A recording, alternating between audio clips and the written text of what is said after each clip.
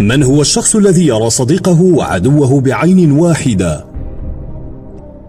الجواب: الشخص الأعور.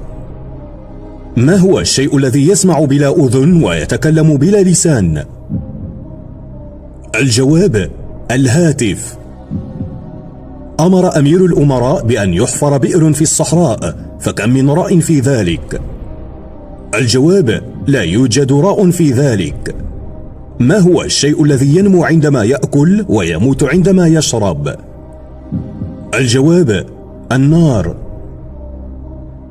ما هي أفضل طريقة لإيجاد الأشياء الضائعة؟ الجواب: البحث عنها. ما هو الشيء الذي يملك أسنانا عديدة ولكنه لا يستطيع العض؟